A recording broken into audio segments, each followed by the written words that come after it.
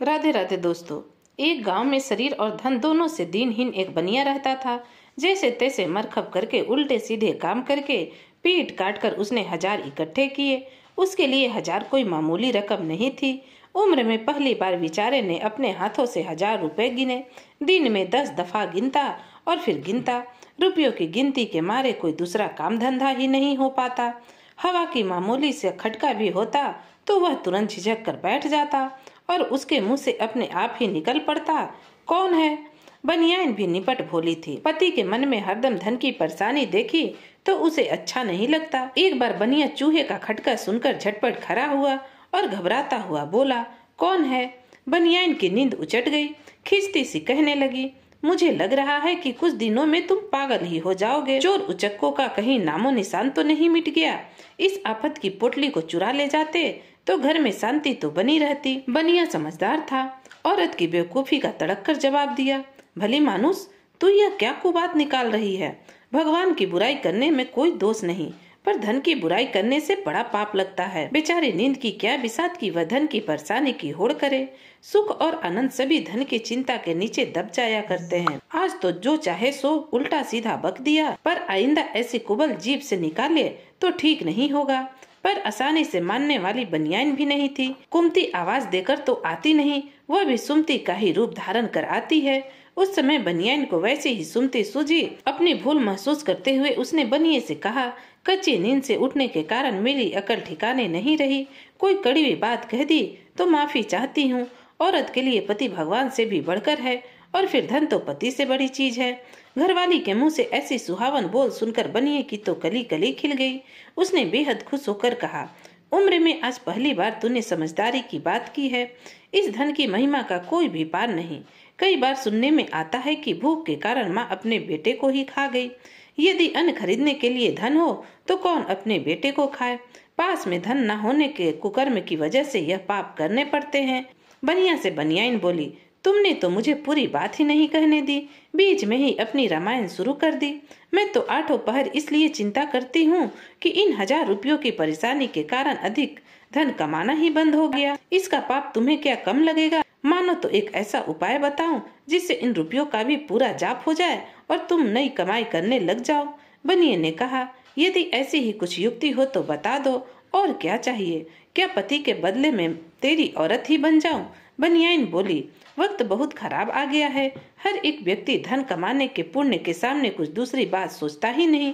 जब तक चोर आकर चोरी नहीं कर जाते तब तक तो अपने इन रुपयों का जाप्ता कर लेंगे। जिस दिन किसी चोर के मन में विचार ली उस दिन तो चोरी होकर ही रहेगी। हमें गलत फहमी है कि अपनी हिफाजत से रखवाली हो रही है, पर यह रखवाली तो हो जैसे ही होती है। चोरों को मौका न मिलने से तो अपना जाप्ता अपने आप ही हो जाता है।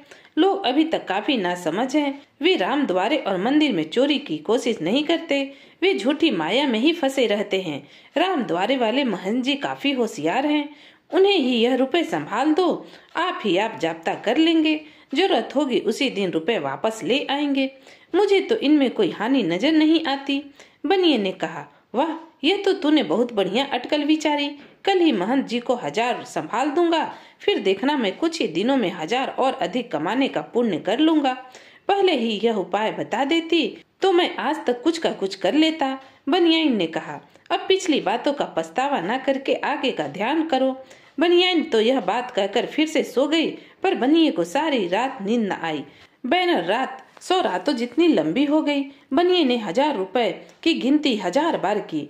तब कहीं बड़ी मुश्किल से कलमुही रात अपना काला मुंह लेकर इस दुनिया से रवाना हुई।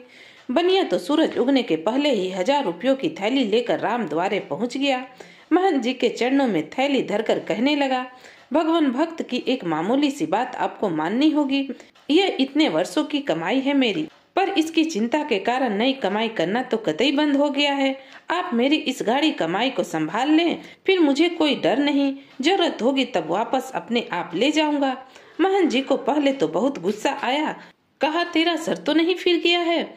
इस माया जाल में ही फंसे रहना था मुझे, तो मैंने साधु का वेश क्यों धारण किया। हम संतों को माया की बात सुनने से ही पाप लगता है।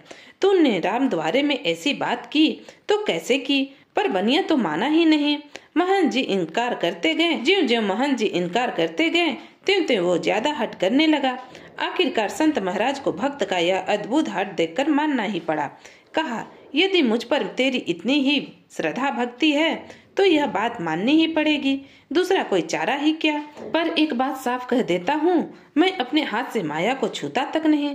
मेरी भक्ति में खलल पड़ता है और मुझे तो गुरु महाराज की खास मनाही है कि मैं धन का आंखों से दर्शन भी ना करूं। उन्होंने अंगुली का इशारा करते हुए कहा, तू अपने हाथ से ही उस कोने में रुपए काफी गहरे में गाड़ दे, जब भी जरूरत पड़े उस दिन वापस निकाल लेना। मुझे इस प्रपंच में क्यों डालता है। बनिया भी महंत जी की बात मान गया। उसने हाथ से कोने में रुपए गाड़ने के बाद उनके चरणों में दंडवत करके खुशी खुशी अपने घर रवाना हो गया। बात सुनने पर बनियाइन को भी काफी खुशी हुई। उस दिन के बाद बनिया ने धन कमाने के लिए बेहद ही कोशिश की। 7 महीनों तक कठिन परिश्रम किया पर कुछ भी लाभ न हुआ, उल्टा 100 रुपए का घाटा हो गया।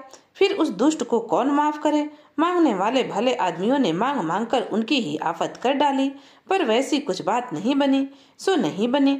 आखिर बनिया ने एक और उपाय बताया। कहा, केवल 1000 के लोभ में साख पैठ खोने से कमाई के सारे रास्ते बंद हो जाएंगे। साख पैठ की खोनी है तो फिर 10-20 हजार रुपयों से कम की तो बात ही नहीं होनी चाहिए। काट में रुपए होने से वापस 100 गुनी साख जमते क्या देर लगेगी। महंत जी के पास जाकर 1000 ले आओ और घाटा पूरा कर दो। ऐसी कोई बात नहीं। बनिया तो कहते ही मान गया। वह तो फिर सीधा राम द्वारे गया और बार बार याद दिलवाया तो महंत जी ने उसे पहचाना नहीं। हम संत लोग तेरे रुपयों का ध्यान रखते फिरे या भगवान का नाम ले। तेरे हाथ से जहाँ भी रुपए गाड़े हो निकाल ले। रात दिन भक्ति पूजा के मारे मैं तो सारी बात पर ही बिसर गया। राम द्वारे में माया की बातें बिल्कुल नहीं होनी चाहिए। कब से पीछे पड़ा हुआ है, इसलिए राम द्वारे का आंगन खोदने की इजाजत दे रहा हूँ। आगे कभी रुपयों की चर्चा की तो ठीक नहीं, बस इतने में ही समझ जा। बनिए ने उसी जगह खोदना शुरू किया। रुपए नहीं मिले। तब तक खोदता ही गया पर वहाँ रुपए हो तो मिले। आशंका और घबराहट के कारण उसने एक छोटा मोटा गड्ढा सा खोद डाला। आखिर रुआंसा होकर बोला, यहाँ तो रुपए है ही नहीं महंत जी। राम नाम का सुमिरन करते हुए कहा, कर में फूटे तेरे, मुझे तो यह भी नहीं पता कि तूने रुपए गाड़े हैं या नहीं। तेरा धर्म कर्म तेरे साथ, राम के मारे इस गड्ढे को वापस बंद कर दे। बनिया खूब रोया धोया पर महंत जी अपनी बात से नहीं डिगे। नवासा बनिए ने ज्यादा हुज्जत की तो महंत जी ने धक्के देकर उसे राम द्वारे से बाहर निकाल दिया। वो महंत जी को गालियां देता निकालता उन्हें साफ देता अपने घर की ओर रवाना हुआ। जिसने भी बात सुनी उसने बनिए को ही दोषी ठहराया। किसी ने भी उसको कर्मी की बात पर विश्वास न किया। वह तो कभी रोने लगता और उसे भला बुरा कहने लग जाता। उस बनिए के पड़ोसी में एक वेश्या रहती थी। बनिए को इस तरह बार बार रोते विसूखते देखा तो उसने पूछा, सेठ जी यह बच्चे की तरह रोते हुए अच्छे नहीं लगते, आखिर बात क्या हुई, कुछ तो हिम्मत से काम लो। बनिए ने कहा, रुपयों की खातिर रोते अच्छा नहीं लगता तो कोई बात नहीं, तुझे ऐसी ही लाज आती है तो तू 1000 दे दे, मैं अभी हंसने लग जाऊंगा। वेश्या ने बार बार आग्रह किया तो उसने सारी बात बताई। सुनते ही उसने उपाय सोच लिया। बोली, तुम जैसे नासमझ और निर्बल आदमी रोएगा नहीं तो क्या करेगा। सेठ जी, धन को संजो कर रखना आसान नहीं। मुझ पर विश्वास करो और तुम चाहो तो अभी से हंसना शुरू कर दो।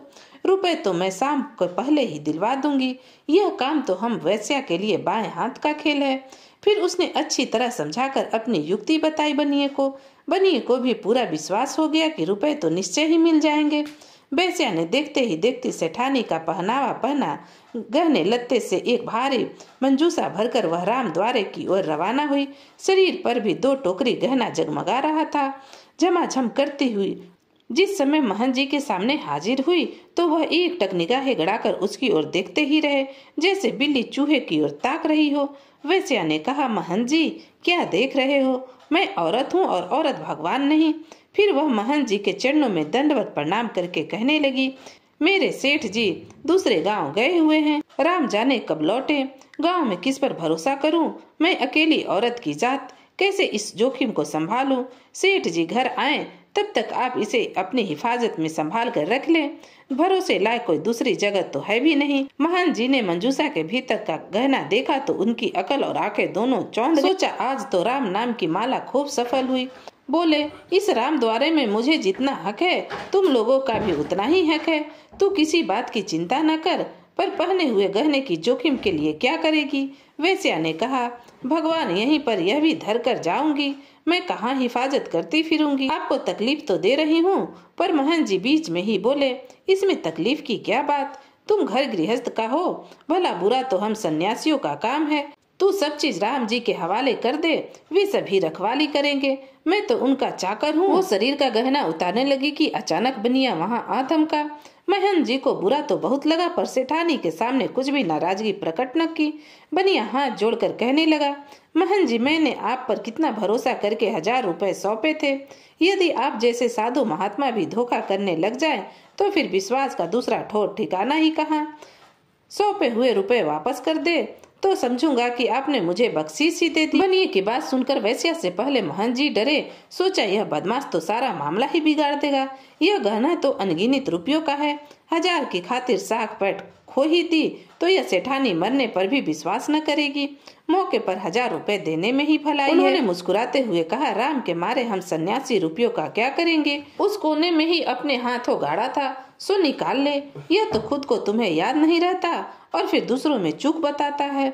महन जी ने बताया, वही सारे रुपए मिल गए। और भी अधिक साख जमाने के लिए बोले, अद बावड़े को तो याद रहता नहीं, एक और 1000 रुपए की थैली तो गाड़ना ही भूल गया था। मैंने हिफाजत से रख छोड़ी है, उम्र में कभी माया को छुआ तक नहीं, सो तेरे जाने के बाद हाथ लगाकर भ्रष्ट हुआ सो अलग। यह कहकर महन जी भीतर गए और कुछ ही देर में 1000 रुपए की एक और थैली लेकर आकर बनिए के हवाले कर दी। बनिए ने भी कुछ उजागर नहीं किया और करे भी तो क्या, उसे तो 1000 ज्यादा ही मिले। बेचारी वैश्या ने माँ की तरह नया ही जन्म दिया। वैश्या महन जी के पाँव में धोख देकर बोली, इच्छा तो हो रही है कि बची हुई सारी जोग भी आपके हवाले कर दूं, आप तो भगवान के दूसरे ही रूप हैं। इतने में वैश्या की दासी दौड़ी दौड़ी वहां आई और हाफती हाफती कहने लगी, सेठानी जी बधाई हो, गले का नौसर हार लूंगी, सेठ जी अभी अभी पधार रहे हैं, चलो जल्दी हवेली चलो। वैश्या ने तत्काल ही अपने गले का नौसर हाल खोलकर दासी को दे दिया। फिर महन जी की तरफ देखकर कहने लगी, अब आपको तकलीफ नहीं दूंगी। सेठ जी जाने और यह जोखिम जाने, यहाँ जैसी हिफाजत तो 7 पताल तक में नहीं होगी, पर मजबूर होकर यह मंजूसा तो वापस लेकर जाना ही होगा। परेशानी आपको उठानी नहीं पड़ी। उसने नीचे झुककर तुरंत दासी के सिर पर मंजूसा रख दिया और जाते ही जाते बोली, भगवान मेरे घर भोजन की मेहरबानी, तो मैं समझूंगी कि साक्षात महाप्रभु ही पधारे। उस समय महाप्रभु की आंखों के सामने अंधेरा छा गया, गले में जैसे कुछ अटक सा गया। बनिया और वैश्या दोनों खुशी खुशी राम द्वारे से रवाना हुए। दोस्तों, कहानी यहीं पर समाप्त होती है। अगर आपको यह कहानी पसंद आई तो प्लीज लाइक और शेयर कमेंट जरूर करें, और अगर आप मेरे चैनल पर नए हैं तो चैनल को सब्सक्राइब भी करें, जिससे कि आपको नई नई कहानियाँ सुनने को मिले। कहानी सुनने के लिए आपका बहुत बहुत धन्यवाद।